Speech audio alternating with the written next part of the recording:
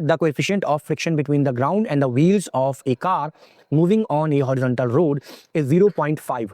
If the car starts from rest, what is the minimum distance in which it can acquire a speed of 72 km per hour? Take g equal to 10 meter per second square. देखिए ये एक horizontal पर एक car है, ठीक है। अच्छा, इसके टायर्स एंड ये सरफेस के बीच में जो कोएफिशिएंट ऑफ फ्रिक्शन है, कोएफिशिएंट ऑफ फ्रिक्शन दिया हुआ 0.5। कह रहा है कि if car starts from rest, यानी कि u 0 गई, ठीक है। What is the minimum distance in which it acquires speed of 72 kilometre per hour.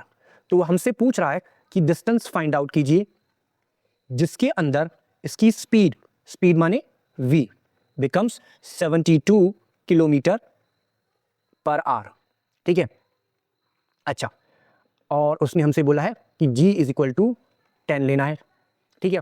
कि ये जो कार है ये यूनिफॉर्म एक्सेलरेटेड मोशन कर रही है। जहां पर भी यूनिफॉर्म एक्सेलरेटेड मोशन आ गया, दैट मीन्स उस क्वेश्चन में काइनेमेटिक इक्वेशंस यूज की जाएंगी। तो काइनेमेटिक इक्वेशंस कौन सी? v is equal to u plus at, s is equal to ut plus half at square and v square is equal to u square plus 2as। Kinematic equations का मतलब है equations of accelerated motion, है ना। कुछ बच्चे इसको equations of accelerated motion के नाम से भी जानते हैं। तो अब देखिए हम सिर्फ s पूछा है ना, और u है और v है। दैट मीन्स हम मोस्ट प्रोबेबली हम इस इक्वेशन का यूज करेंगे, ठीक है। लेकिन इस इक्वेशन को यूज करने में एक अड़चन है, एक प्रॉब्लम है। वो क्या प्रॉब्लम है?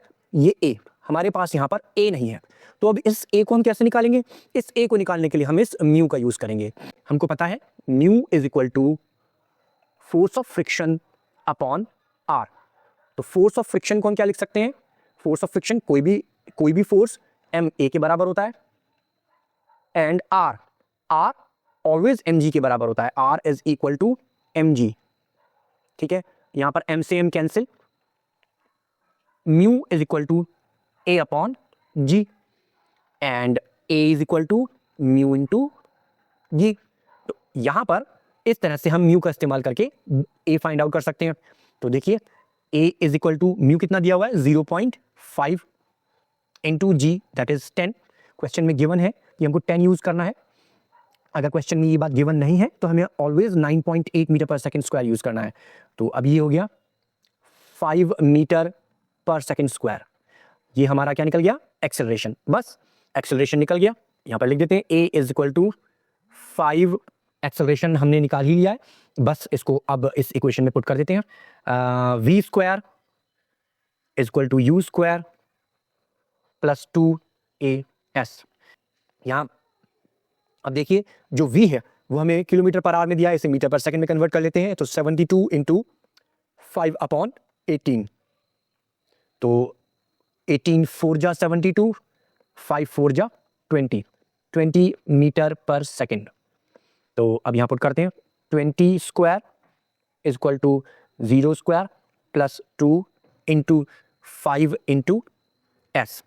तो 20 का square 400, 5 2 10s, s is equal to 400 upon 10, s is equal to 40 metre. यही है हमारा आंसर। यानी कि इस कार को रेस्ट से 72 किलोमीटर पर आवर की स्पीड अक्वायर करने में 40 मीटर लगेंगे। This is the conclusion. So यदि आपको ये क्वेश्चन समझ में आया हो तो मेरे चैनल को सब्सक्राइब कीजिए, वीडियो को लाइक एंड शेयर कीजिए। Thank you for watching.